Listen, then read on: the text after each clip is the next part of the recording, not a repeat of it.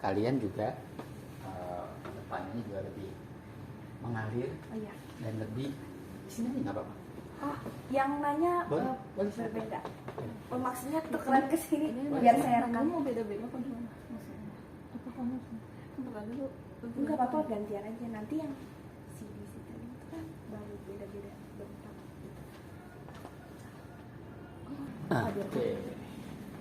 Perkenalan dulu, Pak. Oke. Selamat siang, nama saya Erna Dirwasita dari Prodi Manajemen Pemasaran Pariwisata Universitas Pendidikan Indonesia. Di sini kita mau mewawancarai Bapak sebagai top manager dari Rumah Talas. Ya, selamat siang Pak, saya juga ingin memperkenalkan diri. Nama saya Juliana Dianastari dari Prodi Manajemen Pemasaran Pariwisata Universitas Pendidikan Indonesia. Kalau saya perlu memperkenalkan Oh diri. iya. Saya dengan Gunawan Raharjo, tapi saya biasa dipanggil Pak Ade. Untuk Gunawan Raharjo, saya di sini sebagai kebetulan dipercayakan oleh perusahaan sebagai general manager untuk mengelola perusahaan di Rumah Talas sendiri. Rumah Talas itu sendiri kita sekarang ada 2 cabang. Ini cabang pertama dan cabang kedua ada di Jalan Raya Pajajaran juga, tapi di bawah di Jalan Raya Pajajaran nomor 102. Kalau ini Jalan Raya Pajajaran nomor 77C. Kita ada 2 core bisnis sebenarnya. Rumah Talas itu toko oleh-oleh dan restoran. Rumah Talas sendiri sudah berdiri sejak bulan April tahun 2009. Dan kalau restoran Guri Tujuhnya sudah berdiri sejak tahun 2002. Langsung ke pertanyaan pertama. Bapak kan sebagai general manager, Ya. bagaimana planning Bapak untuk mengelola bisnis Rumah Talas Bogor ini, Pak? Oke, planning. Kalau bicara planning saya banyak planning. Pertama sekali itu kan adalah harus memiliki visi dan misi, ya kan? Visi Rumah Talas itu sendiri adalah ketika saya memiliki ide bisnis dengan pemilik atau owner, itu pertama adalah mau mengembangkan usaha bisnis dari bisnis yang tadi sudah ada sebelumnya yang saya sampaikan. Sebelumnya restoran kan, Guri Tujuh, mengembangkan bisnis ke usaha bisnis yang lainnya, berbasis dengan bisnis kuliner juga. Akhirnya terciptalah ide bisnis untuk membuka toko oleh-oleh. Nah, ketika kita memiliki ide untuk buka oleh-oleh, terus akhirnya kita membuat visi dan misi. Visinya adalah menjadikan Rumah Talas adalah toko pusat oleh-oleh terbesar dan terlengkap di Kota Bogor. Jadi ketika ada customer atau turis atau wisatawan yang datang ke Kota Bogor, ketika hendak membeli buah tangan atau oleh-oleh, dia tidak perlu datang kemana-mana lagi, cukup datang ke Rumah Talas, segala kebutuhan oleh-oleh kita ada. Itu visinya. Misinya adalah memberikan produk dengan kualitas yang baik, prima, untuk kepuasan pelanggan tentunya, dengan menciptakan beberapa kualitas produk-produk unggulan untuk memenuhi kebutuhan pasar. Seperti itu ya planning awalnya, seperti itu. Lanjut untuk pertanyaan kedua ya Pak. Ya. Bapak sebagai general manager, gimana cara Bapak biar planning Bapak itu berjalan sesuai rencana Bapak gitu? Oke. Planning. Sesuai, berarti saya butuh tim. Tim sini teamwork ya. Saya perlu orang-orang yang akan mendukung saya. Pertama adalah untuk menjalankan suatu usaha kita perlu perencanaan yang matang. Pertama adalah membentuk rencana kerja dan membuat tim kerja yang solid. Saya perlu orang-orang yang akan menjabat atau membantu pekerjaan-pekerjaan hari-harinya. Pertama untuk membantu menjawab katakanlah semua yang tadi diharapkan supaya tercapai. Kita perlu orang-orang yang in charge di dalamnya. Pertama tadi ada Pak Dadan. Di bawah saya ada Pak Dadan, kepala toko, yang nanti akan mengelola segala macam bentuk operasional Rumah Talas supaya berjalan sesuai dengan kebutuhan, sesuai dengan apa yang kita harapkan. Kedua adalah saya harus memiliki orang-orang yang punya potensi di bidang marketing. yang dalam hal ini orang-orang tersebut adalah orang-orang yang akan membantu memasarkan produk-produk rumah talas supaya lebih dikenal lagi, lebih luas lagi oleh masyarakat luas, sehingga keberadaan rumah talas bisa lebih banyak diketahui orang-orang, dan dengan sendirinya eksistensi kita bisa lebih banyak diserap oleh masyarakat gitu loh. Harapannya sih itu. Lanjut yang namanya bisnis atau perusahaan pasti ada kalanya, ada masa-masa terpuruk. Nah, Ya. bagaimana cara Bapak mengelola bisnis? Oke. Oh, pasti ada ya, Kendor. Apalagi tidak bisa dipungkiri kita baru menghadapi masa sulit ketika masuk masa Covid pandemi. 2020-2021 itu adalah masa-masa yang sangat sulit atau struggle untuk kita memulai bisnis, karena semua bisnis vakum, semua seperti tidak ada kegiatan dan tidak ada mobilitas. Bagaimana kita mau menjual produk ketika tidak ada pasar, kan begitu ya. Jadi akhirnya kita berusaha adalah memberikan dia tadi, bertahannya adalah dengan menawarkan produk-produk ke online, terus menawarkan produk dengan mengantarkan produk door to door, dengan memberikan penawaran produk katakanlah ya produk yang baru dan dengan harga yang lebih, katakanlah kita ya, dengan ada beberapa produk yang kita diskon. Tapi itu pun tidak menutup kemungkinan akhirnya ada beberapa bisnis kita yang tidak bisa bertahan. Tadinya rumah talas itu sendiri ada 3 cabang, tapi karena terhantam tadi kasus pandemi, akhirnya cabang yang kedua kita sempat tutup. Karena itu beberapa bisnis kan memang tidak bisa survive ya, tidak bisa bertahan karena ya tadi kondisi, di samping tidak ada penjualan, tapi kita harus tetap membayar gaji karyawan, biaya operasional, biaya produksi, gitu kan ya. Ya tadi bisnis itu kayak salah satu toko kita harus tutup. Tapi alhamdulillah ketika sudah mulai bergerak lagi, sekarang bisnis sudah mulai berkembang lagi. Nah, untuk bertahan dan maju itu kita harus berinovasi. Katakanlah rumah talas ini menjual produk oleh-oleh yang berbahan dasar talas awalnya kan begitu kan. Tapi kan sesuai kebutuhan pasar, banyak permintaan produk yang harus kita akomodir sesuai dengan kebutuhan pasar. Misalnya katakanlah hari ini pasar ini sekarang lagi butuh apa sih? Kita kan harus peka terhadap pasar ya. Katakanlah saat ini tiba apa sih yang lagi happening sekarang? Ya kan? Kita harus nangkep tuh. Katakanlah misalnya sekarang apple strudel, terus pai susu misalnya, bolu soft cake atau bolu keju yang dari Jepang misalnya kayak gitu. Nah, kita harus peka terhadap hal seperti itu.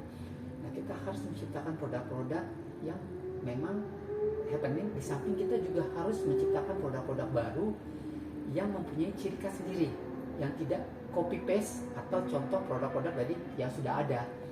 Karena kalau yang sudah ada kan kebanyakan ya tidak akan bertahan lama.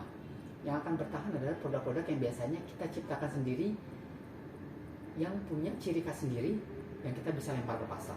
Itu ketika kita sudah punya produk yang akan kita jual dengan berbagai inovasi, yang paling penting adalah strategi marketing. Karena punya produk baik tapi tidak punya strategi marketing untuk menjual, percuma, ya kan? Kita harus bekerja sama dengan orang marketing yang akan memasarkan produk kita. Nah, entah itu yang tadi seperti sudah sampaikan Pak Dadan, kita melalui sosial media, karena sekarang segala sesuatunya tidak terlepas dari sosial media, ya kan? Kita harus melalui sosial media, kita bekerja sama dengan corporate, kita bekerja sama dengan travel agent, kita bisa juga bekerja sama dengan hotel-hotel atau PHRI, kelompok-kelompok yang ada di kota-kota luar untuk memperkenalkan produk kita. Terus berusaha untuk memperkenalkan produk kita supaya produk kita lebih dikenal dengan lebih luas lagi oleh khalayak ramah.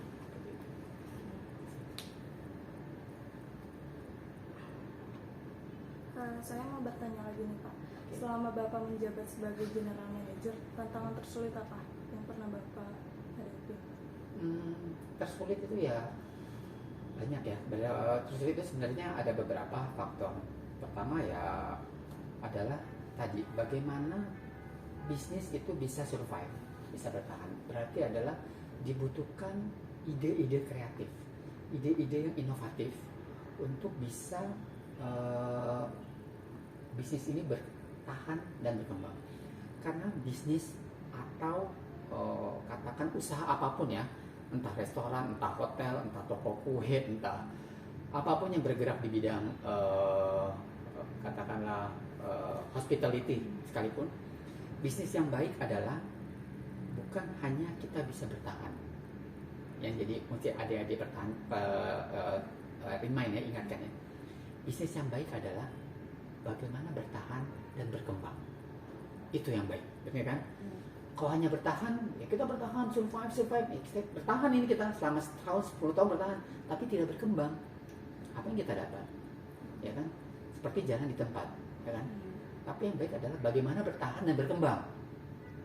Orang yang akan melihat itu dari 1 cabang, 2 cabang, 3 cabang, 4 cabang, sampai seperti bisnis franchise yang mungkin bisa diambil contohnya, ya kan? Ya kan? Itu yang harus yang kayak gitu. Jadi ya, karena maksud adalah bagaimana bisnis ini harus bisa berkembang. Nah, berkembang ini adalah ya tadi harus kita bisa berinovasi dan yang tadi saya bilang kreatif, berinovasi dan tetap menciptakan produk-produk baru sambil bekerjasama dengan anak-anak yang tadi ya, rekan-rekan kerja. Ya sulitnya itu adalah ketika kita memiliki tim yang tidak solid. Dalam arti kata apa yang kita mau belum tentu bisa ditangkap oleh bawahan kita. Nah, kita harus mentraining mereka lagi, kita harus memberikan pengarahan lagi. Nah, itu tantangannya. Tapi itu harus dijadikan motivasi kita untuk terus berkembang seperti itu. Sebagai general manager, bagaimana cara Bapak membangun hubungan loyalitas terhadap rekan kerja atau bawahan? Loyalitas ini kita bicara adalah ketika bicara individu ya. Loyalitas kan tidak mungkin bisa dibangun ketika tidak ada take and give, betul kan? Take and give-nya apa? Ketika kita bicara loyalitas, kita juga harus bisa memberikan apa yang menjadi hak dan kewajiban karyawan, gitu kan? Ketika hak karyawan diberikan dan kewajiban karyawan pun terpenuhi, biasanya otomatis loyalitas akan terbangun.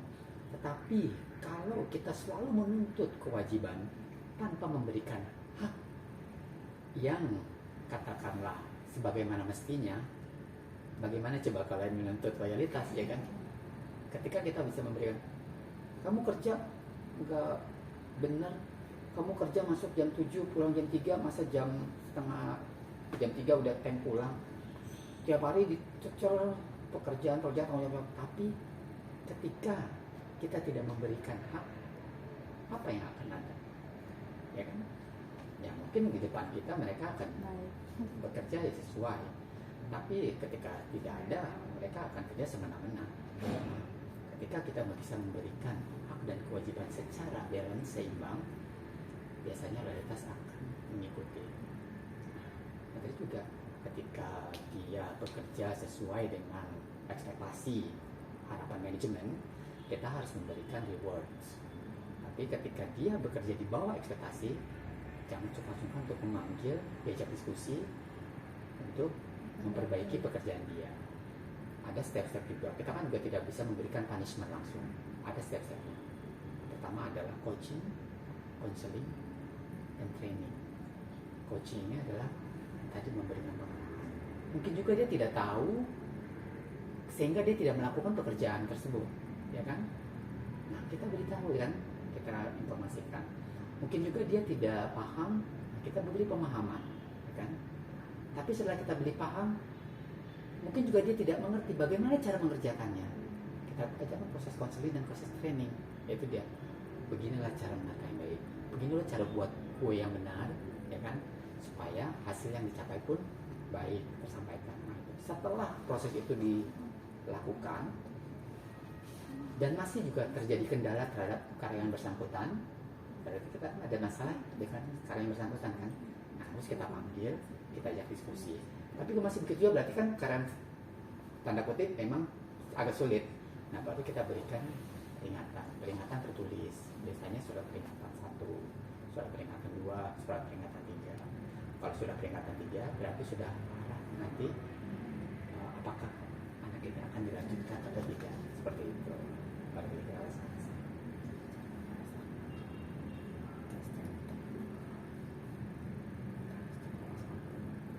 Tadi kan Bapak bilang kalau misalkan karyawannya melakukan pekerjaan yang baik pasti dikasih rewards. Rewards yang Bapak kasih itu dalam bentuk apa?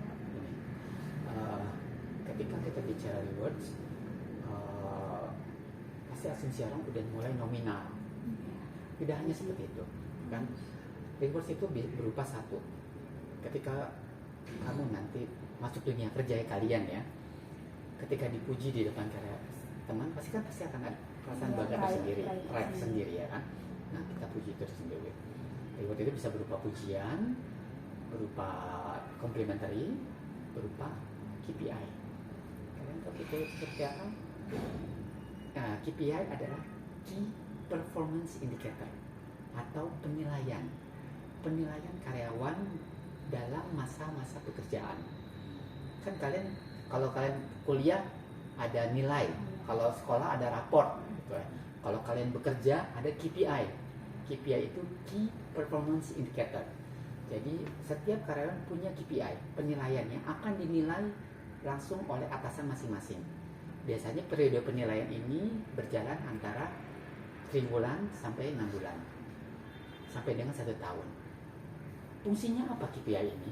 KPI ini adalah indikator untuk melihat manajemen ketika nanti karyawan yang bersangkutan pada akhir tahun apakah layak mendapat kenaikan gaji atau tidak.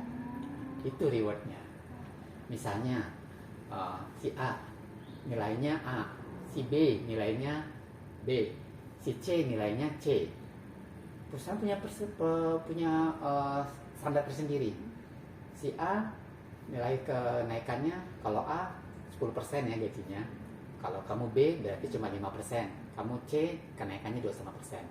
Waktu masuk kalian gajinya sama 1 juta.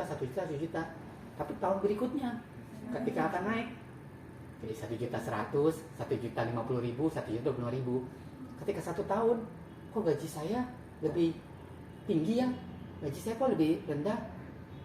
Dari mana? KPI. Ya kan? Itu yang menentukan. Rewardnya dari situ.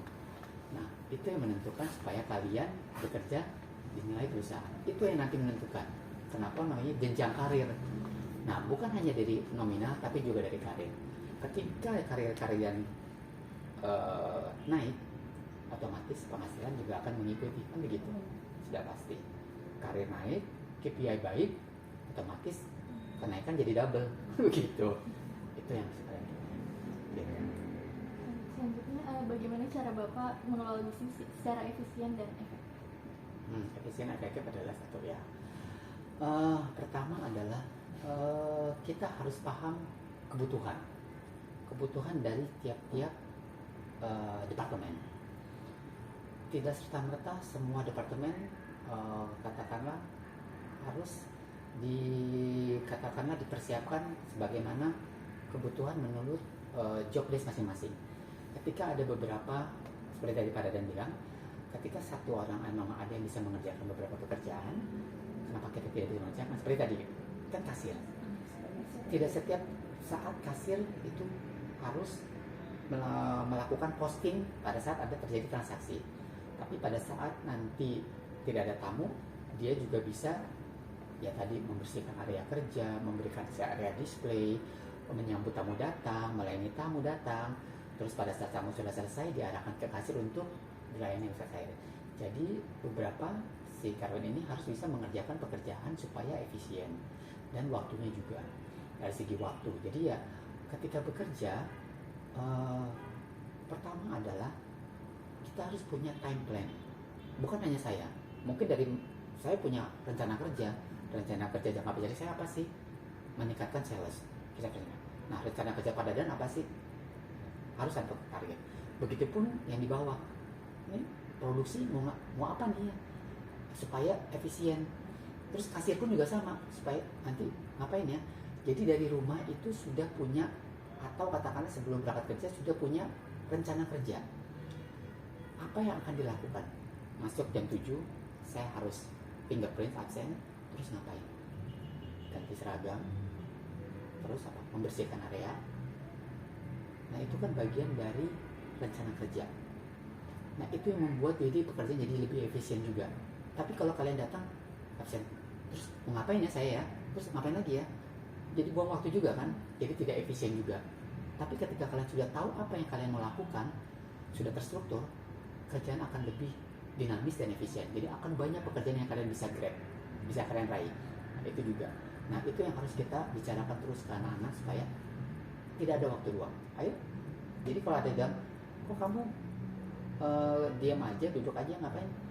Pak, nggak ada kerjaan Pak. Tidak ada istilah tidak ada kerjaan, ya kan? Kalau kita mau kulik-kulik lagi, akan ada pekerjaan yang kita kerjakan. Itu yang dinamakan inovatif dan kreatif. Harus seperti itu. Oke. Ya.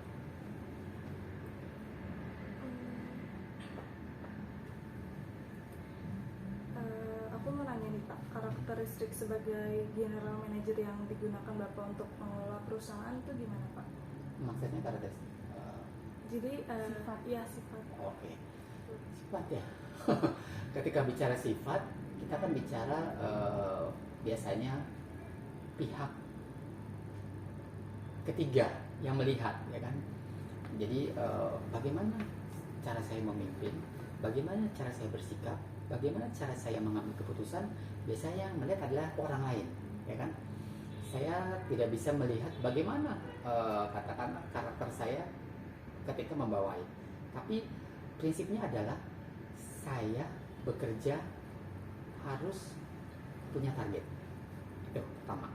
Karakteristik saya adalah ketika saya bekerja, saya harus memahami diri saya terlebih dahulu sebelum saya memahami orang lain. Kan begitu. Ketika saya bisa memahami diri saya, keinginan saya harus bisa memahami orang lain, baru saya dari akan terjun bekerja akan bisa memahami karakter masing-masing gitu loh. Jadi karakter saya adalah saya tipikal orang yang kadang-kadang bicara ketika karakter bicarakan anak tuh saya lebih katakanlah lebih bisa memberikan kewewenangan terhadap masing-masing posisi. Dan saya biasanya adalah tipikal orang yang biasanya akan melihat result, bukan proses biasanya. Proses penting, tapi biasanya proses ini adalah biarkan anak-anak kita berkembang dengan imajinasi mereka masing-masing tanpa kita intervensi atau ikut campur terlalu dalam terhadap proses mereka. Walaupun kita harus mengawasi tetap, tapi biarkan mereka berkembang. Tapi kalau sudah melenceng, ya ayo kita awasin. Tapi kan kalau kita batasi, kadang-kadang orang ya sulit berkembang. Kita lihat prosesnya. Nah, yang penting hasilnya kemana? Kalau tujuannya dari A mau ke B, mereka ambil jalur lurus, kita lihat, oh berarti bagus nih anak. Tapi ada juga yang si A atau si B mau ke tujuan A ke B, jalurnya belok-belok dulu, kan begitu. Oh begini anak, ini karena ini. Kita tinggal perbaiki nanti seperti itu. Jadi seperti itu. Jadi saya biasanya memberikan adalah tipikal kalau bicara karakteristik seperti apa. Saya biasanya ya memberikan kebebasan anak-anak buah saya untuk berkreasi, berinovasi, memberikan jadi lebih terbuka menjadi buah. Jadi saya tipikal orang yang biasanya melihat bisa hasilnya seperti apa. Tapi juga saya adalah tipikal orang yang target oriented, berkomitmen. Ketika sudah ada berkomitmen, oke Pak, saya punya target seperti ini. Kalau sudah tidak tercapai, apa? Biasanya saya lempar konsekuensinya. Saya tidak. Misalnya katakanlah, Fer, targetnya apa? Saya tidak. Fer, targetnya 10 juta ya sebulan. Fer, targetnya 100 juta ya sebulan. Oke, saya akan tanya, kamu mau target berapa satu bulan? Berarti dikembalikan kepada Terus kita bilang 50 juta. Apa yang akan kamu lakukan dengan 50 juta? Langkah-langkah apa yang akan kamu lakukan dengan 50 juta? Saya bilang, oh, oke, kalau saya make sense, masuk di akal, oke. Tapi kalau bilang, sementara kemampuan pasar sebenarnya 50 juta, tapi Ivel bilang, Pak, saya cuma mau 5 juta, nggak make sense dong, nggak masuk di akal kan gitu. Pak, target pasar sebenarnya mampu 50 juta. Ivel bilang, Pak, 40 juta, oke masih bisa, oke silahkan jalanin. 40 juta nggak masuk, kamu kan yang minta 40 juta, kenapa nggak masuk? 1 bulan, 2 bulan, 3 bulan, apa yang akan kembali? Saya kembali lagi, berarti yang Anda tidak sanggup ya, silakan, saya akan cari yang baru. Seperti itu, jadi saya kasih tegas, tapi saya kembalikan ke mereka juga. Seperti itu. Bagaimana cara Bapak mengontrol dan memantau segala hal yang terjadi di perusahaan itu? Balik lagi. Kacamata atau pengawasan saya juga kan tidak toko ini berjalan buka mulai jam 7 pagi sampai jam 9 malam. Berarti hampir sekitar 16 jam, 17 jam ya operasional ya kan. Gak mungkin mata saya ada di sini terus. Ya kan? Tadi pertanyaannya kan mengontrol, memantau. Makanya dikatakan kenapa kita memiliki struktur organisasi. Tadi saya punya kepala toko untuk memastikan bahwa segala macam bentuk operasional berjalan lancar, supervisinya jalan ya kan. Saya juga punya target-target yang tadi saya bilang time plan. Pada dan planning saya bulan ini target 100 juta ya. Minggu ini sudah berapa? Minggu kedua sudah berapa? Minggu ketiga sudah berapa? Target anak-anak SDM-nya begini ya. Si A harus begini, si B harus begini. Nah, itu kontrolnya adalah weekly. Pertama adalah kontrolnya daily pasti. Daily bisa kita lakukan. Weekly harus kita lakukan. Terus monthly, bulanan harus kita lakukan. Nanti baru ada yearly, tahunan harus kita lakukan. Berdasarkan KPI juga. Jadi ya, kontrolnya sudah saat. Tapi adalah bagaimana juga tadi kita harus bisa memberikan delegasi. Jadi pemimpin yang baik adalah bukan hanya bisa memberikan instruksi. Instruksi gampang, kamu jadi atasan, ngasih instruksi saya itu. Vel jalanin kerjaannya. Ikan menjalankan pekerjaannya hari-hari ini. Pas kamu pulang, belum tentu dia ngejalanin, kan begitu. Udah nggak ada atasan kayaknya. Tapi adalah delegasi, itu yang paling penting. Ketika kamu sudah bisa mendelegasikan tugas, ada atau tidak ada kita, tidak. Berarti sistemnya harus kuat. Jadi kita harus membentuk sistem. Sistemnya harus jalan dan harus kuat dan harus solid. Solid ini harus diterapkan ke semua posisi. Bukan hanya saya sebagai top manajemen, tapi juga harus ke bawah. Nah, fungsi kontrolnya itu yang banyak. Saya nggak mungkin juga kontrol sampai ke bawah-bawah jauh. Kan balik lagi ya, saya terbatas. Makanya kenapa saya punya anak buah saya yang untuk kontrol juga. Walaupun sesekali kita harus terjun melihat. Gitu loh. Seperti itu.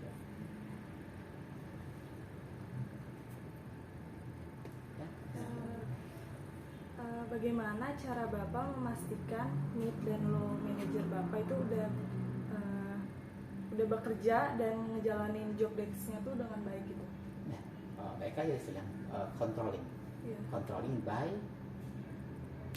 daily, weekly dan monthly berdasarkan KPI.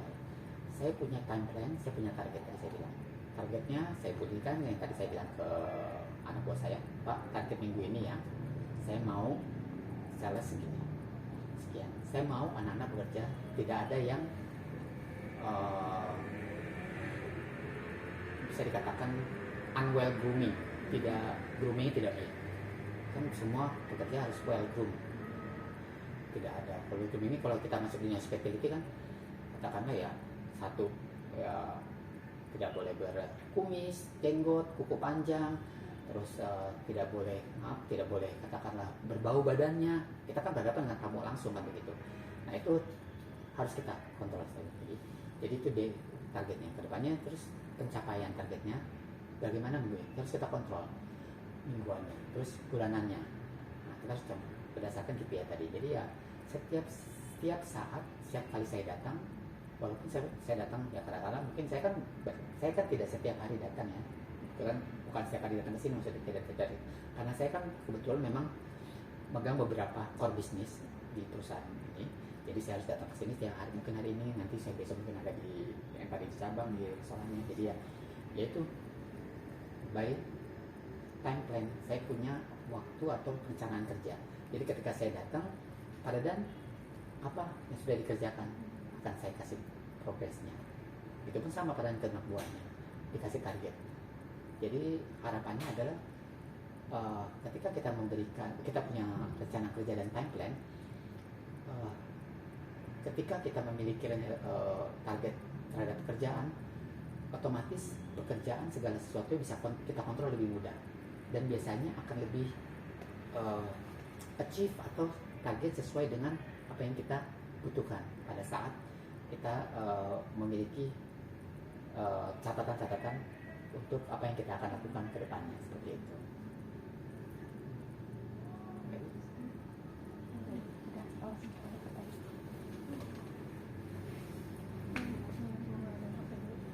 Dari aku dulu.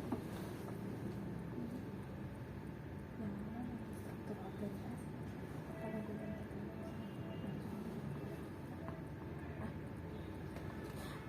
Dari atas ini.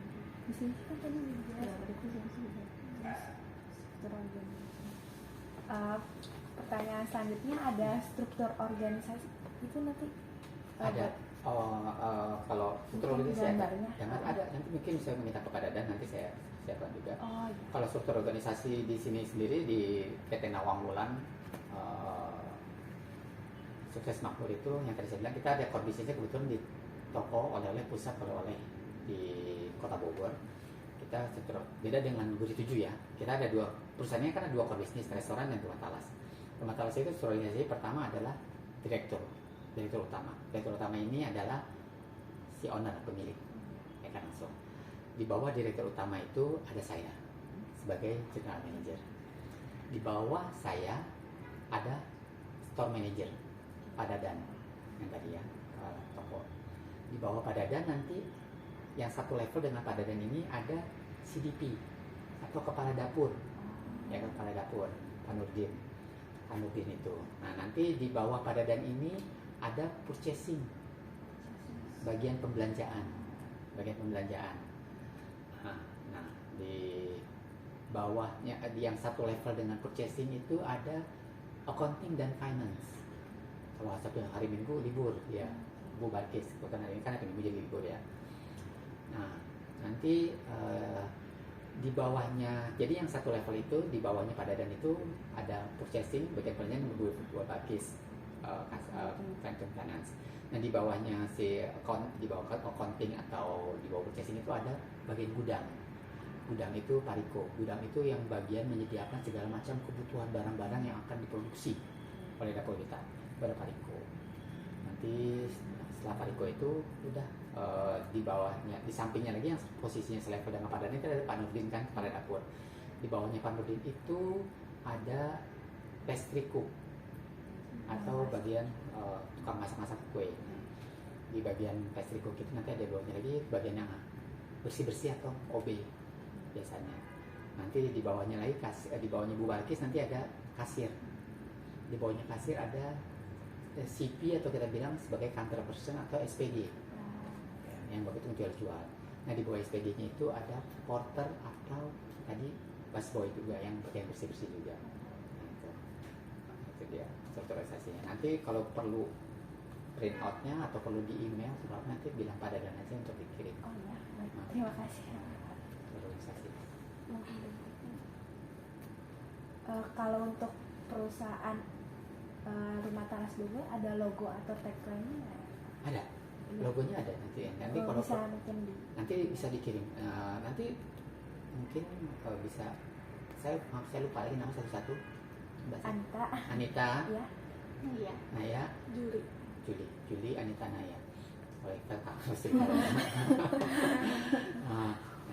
Anita nanti bisa mungkin di list apa aja. Oh iya, daftarnya Daftarnya di daftar nanti bisa dikasih kepada Dan.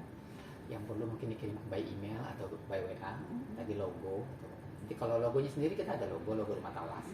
Tagline-nya kita adalah pusat oleh-oleh terbesar dan terlengkap di Kota Bogor. Itu tagline. Nggak usah perusahaan tapi PT. Tipe perusahaan kita PT. PT Nawang Wulan Sukses Makmur.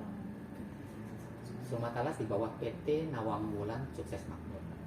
Jadi Rumah Talas adalah merupakan toko oleh-oleh. Jadi kalau tagline kita adalah toko oleh-oleh terbesar dan terlengkap di Kota Bogor.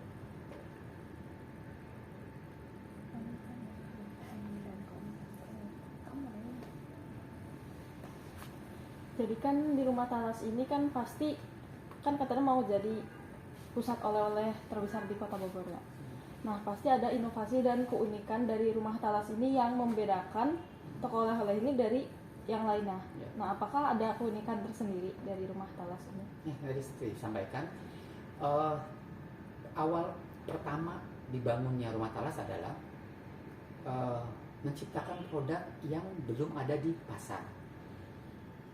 Kebetulan kita di Kota Bogor, ya kan? Bogor itu terkenal dengan dulu apa sih? Orang taunya kalau Bogor itu talas. Talas Bogor. Tapi dulu orang taunya kan talas Bogor itu buah, ya kan? Umbi-umbian yang katakanlah kalau dibawa kemana-mana kurang representatif lah. Katakanlah ya berat, kadang-kadang agak riskan, kurang, kadang-kadang packaging namanya umbi-umbian kan kadang-kadang kurang mana, nanti orang sampai rumah juga bingung mau diolah apa kan begitu kan. Akhirnya kita Rumah Talas berpikir kita punya sesuatu, talas itu katakanlah ikonnya talas umbi-umbian. Akhirnya kita berpikir kenapa kita tidak jadikan si umbi-umbian ini sesuatu yang menarik untuk dikonsumsi, ya kan? Dibuatlah oleh chefnya waktu itu, Pak Farid, chefnya kita kreasikan produk yang menggunakan bahan dasarnya talas. Buat itu dulu. Kita dulu ada talas roll, lapis talas. Itu produk yang sebelumnya belum pernah ada. Kita berdiri April tahun 2009. Kita merupakan pionir awal atau bisa dikatakan pelopor oleh-oleh berbahan dasar talas di Kota Bogor. Ya mungkin sekarang udah banyak kompetitornya ya. Nah, jadi kita bukan awal. Jadi kita ciptakan produk-produk yang bisa jadi kita itu unik. Jadi ya bolu dari talas. Jadi orang nanti kan kalau ke Bogor titip oleh-oleh dong apa? Tapi tas Bogor dari ini sekarang udah nggak perlu buahnya lagi, sekarang ada bolunya, talasnya, kuenya, keripiknya, terus cake-nya, cookies-cookiesnya atau bolan-bolannya gitu dari talas. Nah itu kan unik. Nah yang itu akhirnya jadi kita beda dari yang lainnya. Yang kita akhirnya dilihat oleh pasar sesuatu yang baru dan terlihat unik yang menjadikan kita beda dari toko-toko oleh-oleh yang lainnya seperti itu.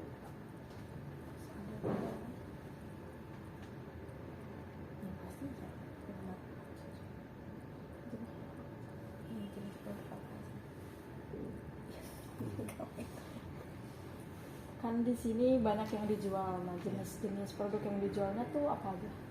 Banyak. Kalau jual sendiri untuk produksinya Rumah Talas sendiri kita ada lebih dari 30 item. Tapi kan di sini kita tidak menjual produk-produk olahan dari Rumah Talas sendiri. Kita juga menjual produk dari produk UMKM Kota Bogor. Jadi ada beberapa katakan kita juga kan harus mengakomodir pengusaha-pengusaha kecil dari Kota Bogor. Yang kita juga harus ikut membangun usaha-usaha mikro yang ada di sekeliling kita ya, membantu mereka berkembang juga kan. Nah mereka titip jual di kita. Itu ya contohnya snack-snack, keripik-keripik, kacang-kacangan. Itu dari beberapa supplier-supplier atau UMKM yang ada di Kota Bogor yang kita jual di sini. Kalau jenisnya sendiri banyak, saya kadang-kadang sampai nggak hafal. Jadi produk yang kita produksi sendiri ada sekitar 30 item lebih, sekitar 30 sampai 40 item. Tapi kalau jenisnya sendiri ada sekitar 250-an. Tapi itu berbagai macam produk-produk dari konsinyasi atau dari UMKM yang ada di Kota Bogor. Oh iya, untuk produk pasti kan Rumah Talas Bogor ada bestsellernya. Kalau Iya. untuk bestsellernya itu Bestsellernya sendiri kita di sini ada lapis talas keju. Nih nanti silakan Oh, iya. dicoba. Oh iya. Lapis talas keju, lapis talas pandan, terus sama roti. Roti talas juga. Roti unyil yang memang ada beberapa roti talas dari berbahan talas, ada juga roti yang biasa. Kita jadi sama bolanya juga kita dari talas. Tapi bestsellernya sendiri lapis talas keju. Ini yang sekarang ada di depan adik-adik yang nanti mungkin bisa dicoba. Gitu.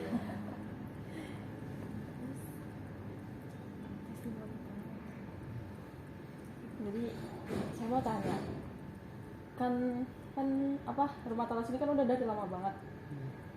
Pastinya ada berbagai macam pelanggan. Nah, ada pelanggan yang paling diingat gak sih? Kayak misalnya yang terkenal gitu atau testimonialnya bagaimana? Kalau pelanggan jujur ya, karena udah terlalu banyaknya ya kita juga nggak bisa mereka. Tapi beberapa pelanggan kita memang kebanyakan memang pelanggan yang repeater. Repeater dari sini adalah berarti orang yang datang berulang-ulang gitu loh. Yang sudah mencoba produk Rumah Talas, puas dengan produknya, suka dengan produk Rumah Talas, saya kembali lagi. Mereka ya kebanyakan memang rata-rata ya kembali lagi karena dengan rasanya memang mungkin rasanya memang enak, terus begitu unik, pilihannya banyak, dan akhirnya mereka kembali lagi. Kalau ya mereka tadi saya dibilang katakan ingat ya banyak Vel, jadi saya pun bingung mengingat siapa aja. Tapi beberapa kita sudah bekerjasama dengan beberapa corporate seperti Telkom, PLN, atau beberapa hotel-hotel yang sudah disubsidi pastry-nya oleh kita. Kan ada beberapa hotel di Kota Bogor yang tidak produksi pastry ya. Kan mungkin ada beberapa hotel yang tidak punya dapur pastry. Nah itu ordernya ke Rumah Talas gitu loh, beberapa hotel. Nah kalau untuk corporate beberapa yang perusahaan-perusahaan BUMN yang banyak yang order ke kita sendiri banyak, contohnya tadi ada PLN dan Telkom yang sudah terbiasa biasanya.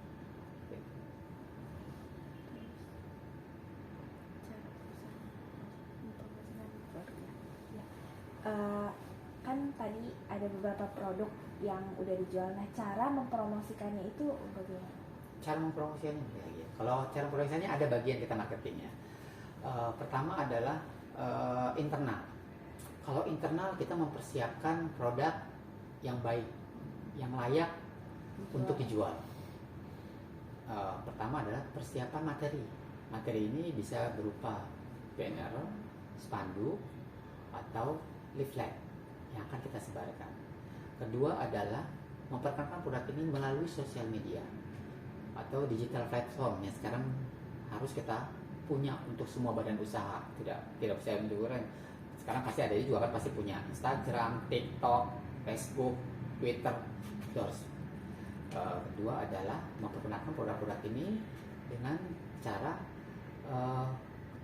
kita membuat pameran-pameran ketika ada event-event tertentu di Kota Bogor. Entah katakanlah misalnya ada acara event di satu tempat kita ikuti, atau kita bisa melalui press conference. Press conference itu atau launching untuk melakukan terhadap media gitu. Nah, beberapa produk strategi marketing ini sudah kita lakukan ketika kita mau launching produk baru atau memperkenalkan produk-produk yang sudah ada existing ya. Ketika penjualan memang lagi low misalnya, kita gempur, kita jualan produk itu seperti tadi. Di samping ya, yang paling stabil konstan adalah di digital platform. Itu harus kita lakukan. Itu hampir setiap hari, hampir setiap minggu. Nanti ada-ada bisa lihat tuh konsepnya. Sekarang mungkin follow ya Instagramnya ya Rumah Talas ya. Saya jadi promo nih. Nanti follow ya Instagramnya Rumah Talas ya. Nanti dilihat, bisa dilihat dari situ kegiatan kita hari-harinya seperti apa. Nanti kalian bisa lihat seperti apa kegiatan, bagaimana promosi Rumah Talas itu berjalan. Nanti kalian juga bisa jadi referensi juga kan. Oh seperti ini nih ternyata nih, menjelaskan ketika nanti ditanya oleh dosen-dosen kalian seperti ini nih di digital platformnya seperti ini. Dan Guri 7 bisa dilihat nanti. Resto Guri 7 dan Rumah Talas ada di Instagramnya, kalian bisa follow nanti. Iya.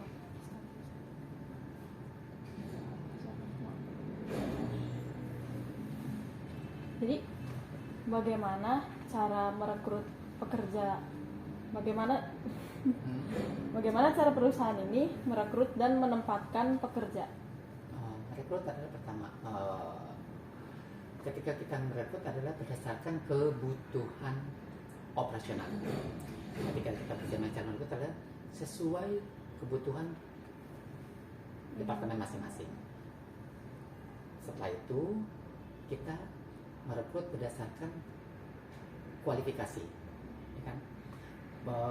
Ketika kita ingin merekrut seseorang, kita harus menentukan kualifikasi dulu, apa yang perusahaan mau dan pengalaman, ya kan? Katakanlah kita perlu baker, berarti kan ketika kita mau merekrut pekerja, berarti kita kan harus sounding di katakanlah lowongan kerja online, kualifikasi yang kita butuhkan, gitu kan?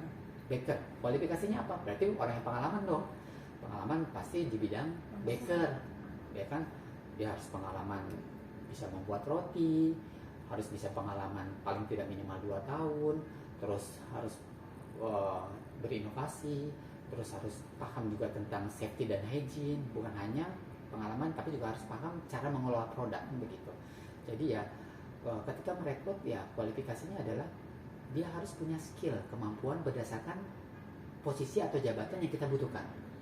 Jadi ketika saya atau perusahaan ini akan merekrut, saya juga harus tahu kandidat calon karyawan kita harus punya kualifikasi juga berdasarkan sesuai dengan kebutuhan yang kita mau. Jadi ya harus memiliki kualifikasi. Kalau misalnya fresh graduate itu biasanya untuk ya katakanlah posisi-posisi memang tidak berkaitan dengan skill yang membutuhkan keahlian khusus. Misalnya untuk baker ini kan harus punya keahlian khusus. Tapi misalnya katakanlah untuk tenaga penjual, nah itu kan kita umum. Ketika anak ini memang punya pengalaman pendidikan, tapi dia bisa menjual, kita bisa coba. Nah itu nggak masalah gitu loh.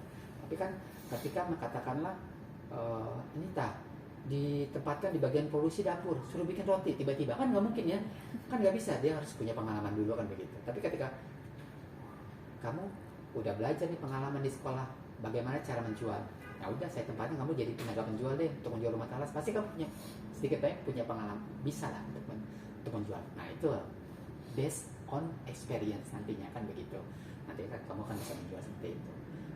Jadi ya berdasarkan kualifikasinya berdasarkan kebutuhan dan berdasarkan kualifikasi atau berdasarkan pengalaman dan tadi kriteria-kriteria yang kita butuhkan. Gitu. Mau tanya lagi nih, ini kan tadi pengalaman sama skill. Nah selain pengalaman dan skill, sifat-sifat apa lagi yang dicari dalam calon pekerja? Ya kalau sifat kita bicara lagi biasanya dinamakan pada saat itu kita ada psikotes ya. Sifat adalah pertama adalah ya satu adalah orang yang memang mau bekerja sama. Pertama adalah teamwork. Karena ketika kita masuk dunia kerja adalah kita orang-orang yang memang harus bisa diajak bekerja sama. Karena ketika kita bekerja kita tidak mungkin kita bekerja secara individu, ya kan? Kita bekerja dengan berbagai departemen, kita bekerja dengan orang lain.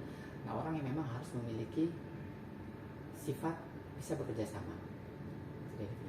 Jadi orang yang mau pertama adalah orang yang mau bekerja sama, terus jujur, ulet, pekerja cerdas, bukan hanya pekerja keras. Orang banyak bekerja keras tapi tidak cerdas, akhirnya yang ada cuma capek di badan tapi hasilnya kurang. Nah jadi ya yang kita butuhkan ya sifat-sifat yang pertama kita ada orang yang jujur, bisa bekerja sama, mau berusaha, dan dia harus bisa bekerja cerdas, dan orang harus bisa beradaptasi dengan cepat. Itu yang paling penting.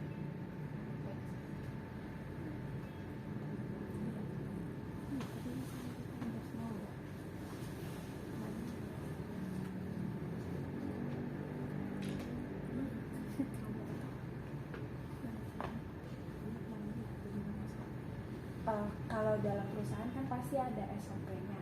Ya. Nah, bagaimana Bapak menyusun SOP-nya itu? SOP, baik-baik. SOP itu kan standar operational procedure. Kalau menyusun SOP, pertama adalah kita menyusunnya berdasarkan departemen yang kita punya dulu. Departemen dari beberapa perusahaan biasanya masing-masing beda departemennya. Ada perusahaan yang hanya butuh 2 departemen, 3, 4, 5.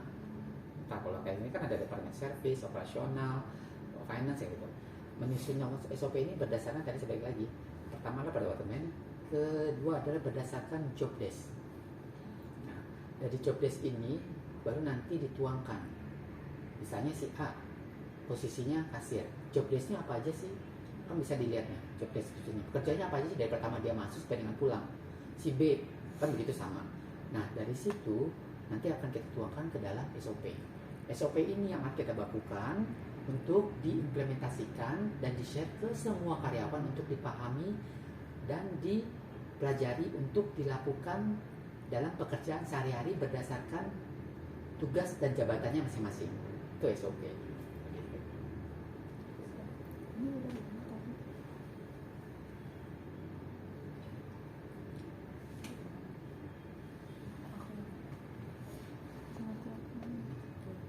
Terus pertanyaan selanjutnya ada lagi, bagaimana Bapak menetapkan plan dan target dan apa yang sudah dilakukan demi mencapai?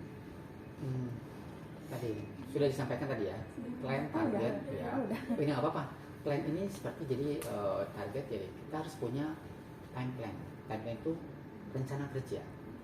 Jadi menetapkannya itu ya, saya harus punya rencana kerja short term, jangka pendek, dan long term, jangka panjang. Dan nanti short termnya ini, step pertama saya harus melakukan apa aja di bulan pertama, bulan kedua, bulan ketiga. Nanti dalam melakukan short term atau jangka pendek ini, bulan pertama ini saya akan melakukan katakanlah produk baru. Produk baru ini kalau saya buat apa aja sih yang harus saya lakukan kan begitu. Pertama adalah kita mau launching produk apa, gitu kan? Misalnya kita ngeluarin kue klepon, misalnya gitu ya. Kue klepon apa ada pasarnya? Seperti apa sih kue klepon? Kita harus produk knowledge dulu. Seperti ini, tes produk dulu. Setelah itu kita lihat dulu rasanya bagaimana, kualitasnya. Oke, enak. Kita hitung HPP-nya. HPP ini costingnya, harganya. Setelah itu, oke, berapa harga jualnya? Nah, plannya gitu. Setelah harga jualnya, bagaimana cara menjualnya? Nah, itu kan. Menjualnya balik lagi ke tadi, ke proses pengenalan. Ada bagian marketing lagi yang memperkenalkan. Nah, itu prosesnya, time plan-nya. Jadi itu yang dari satu sisi, baru satu departemen. Nah, nanti departemen lain lagi seperti itu, prosesnya sama. Saya mau ngapain di departemen ini? Nah, pertama adalah memperkenalkan, ya katakanlah target saya adalah meningkatkan SDM kasir, sumber daya manusia di kasir. Ngapain nih? Pertama, apa yang saya lakukan? Pertama, saya harus pahami dulu apa sih tugas kasir dari pertama buka sampai tutup. Sudah dilakukan apa belum? Sebagaimana mestinya, step-stepnya, kan gitu. Nah, sudah, tapi kok masih ada yang kurang. Untuk memperbaiki apa yang perlu saya tambah, kan begitu. Wah, kurang. Seharusnya kalau kamu datang sikapnya begini misalnya begitu, ditambahkan lagi. Nah, di-briefing lagi ke anak-anak. Nah itu masuk ke rencana kerja. Yang rencana kerja maksudnya dari katakanlah si atasannya masing-masing. Nah itu yang rencana kerja yang harus diperbaiki. Jadi setiap hari yang tadi saya bilang tidak ada tuh yang istilahnya bengong yang nggak ada kerjaan Pak, yang tadi saya bilang. Setiap hari pasti ada pekerjaan. Ketika kita mau mencari pekerjaan, berinovasi dan inovatif dan selalu berpikir apa yang akan saya lakukan ke depannya. Nah itu yang membuat kita berbeda dengan katakanlah orang yang hanya menunggu pekerjaan, tapi berbeda dengan kita yang mau meng-create itu menciptakan pekerjaan. Kalian mau jadi yang mana? Begitu kan? Kalau bisa menciptakan pekerjaan kan begitu kan? Nah, seperti itu yang harus kita tampilkan. Terus berkreasi.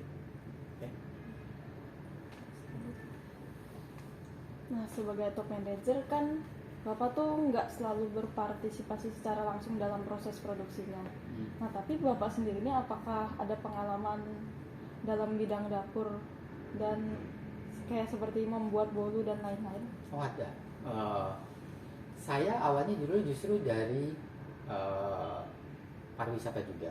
Kan saya dulu dari NHI kan, dari Bandung, dari STP. Seberang-seberangan kampus kita. Tapi saya angkatan lama. Saya angkatan 90. Udah lama sekali. Saya dulu dari perhotelan. Kebetulan jurusan saya dulu pastry dan bakery. Saya justru dulu mengelola kue. Tugas saya dulu malah bikin kue pengalamannya. Jadi sedikit banyak saya tahu bagaimana cara membuat produk yang baik dan benar. Walaupun sampai saat ini saya juga tidak berkecimpung lagi di produksi ya, saya lebih fokus di manajemennya. Kadang ada beberapa pemainnya. Tapi saya dulu basicnya adalah di pastry. Jadi ya mengontrolnya adalah dengan sistem random. Yang tadi saya bilang, saya tidak tiap hari melakukan proses controlling. Tapi kan ada di sini ada CDP, kepala dapur yang kontrol produksinya sebelum sampai ke pasar. Jadi setiap produksi selesai produksi, pasti si kepala dapurnya akan melihat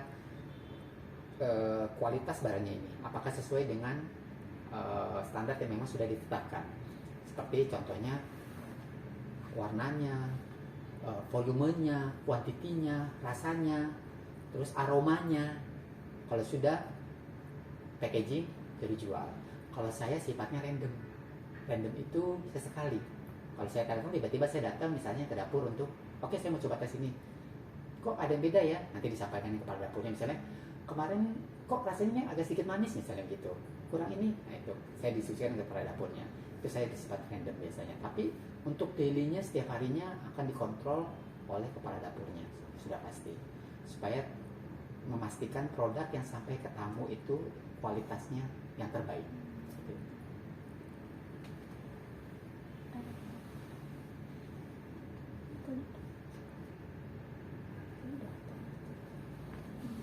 Tadi soalnya ada pertanyaan tambahan di HP dia.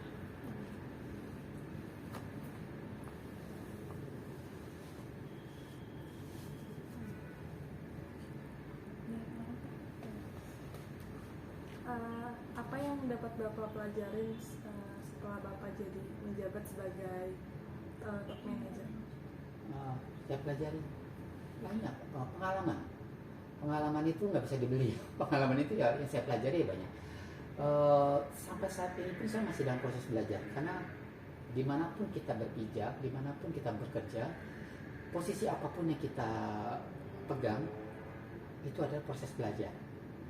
Sampai saat ini pun saya masih belajar lebih memahami posisi saya, belajar bagaimana saya bisa meraih posisi yang lebih lagi, belajar bagaimana saya memahami posisi di bawah saya. Jadi ya kalau dikatakan ada seperti bagaimana mempelajari ya banyak ya. Sampai saat ini saya masih belajar ya.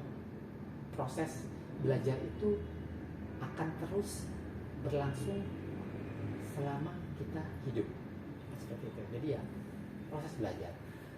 Yang tadi saya katakan adalah bagaimana kita belajar dan dapat mengambil hikmah apa yang kita pelajari dalam kehidupan sehari-hari untuk menjadi yang lebih baik.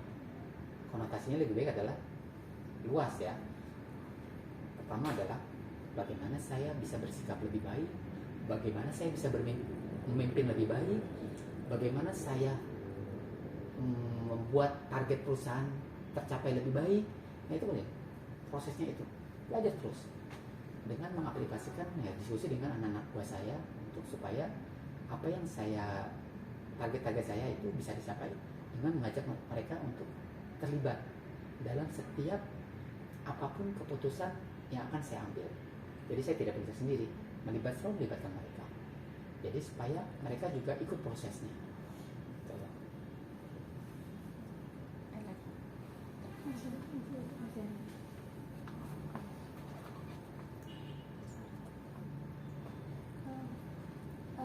Dari Bapak sendiri ada saran nggak untuk kita sebagai mahasiswa yang belajar? Oke. Saran sih pasti banyak. Pertama adalah jangan pernah puas dengan apa yang kita capai. Proses belajar terus harus kalian terapkan dalam hidup kalian. Dan pertama adalah untuk mencapai satu posisi tidak mungkin dimudah tanpa perjuangan, ya kan? Kalian harus terus berusaha berjuang. Dan kami lagi tadi ya mungkin Pak Nas sudah menyampaikan berusaha untuk menjadi yang terbaik dengan tidak mengorbankan orang lain. Itu ya, berusaha dengan keringat kita sendiri dan berjuang dengan sebaik mungkin, terbuka terhadap segala macam masukan, terus tadi lagi menerima segala macam bentuk kritikan, karena untuk bisa maju kita harus bisa menerima segala masukan yang baik ataupun yang buruk, ya kan? Jadi tidak anti kritik, ya kan? Begitupun sama ketika ada teman kalian yang memberikan masukan, jangan merasa bahwa ini adalah kekurangan, tapi anggap ini adalah sesuatu cambuk bahwa saya harus lebih baik. Kalau saya menerima kritikan dari orang, saya akan berterima kasih. Oh, berarti dia aware, perhatian atau concern terhadap apa yang kita lakukan. Kalau cuek berarti mereka udah nggak lagi, kan begitu. Nah, begitu pun teman kalian, kalau ketika ada yang memberikan masukan yang baik, kita terima. Begitupun sama ketika kalian memang ada teman kalian yang memang katakanlah butuh masukan, berbagi ilmu, pokoknya ya berusaha sebaik mungkin.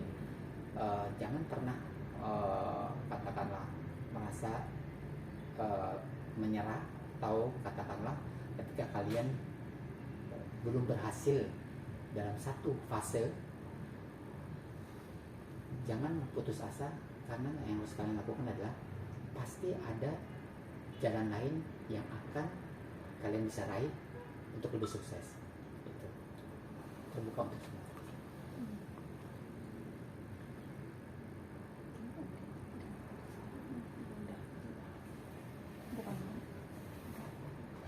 Ya, selesai? Ya. Nah, Terima kasih Pak. sama-sama. Terima kasih juga. Selamat siang. Selamat siang.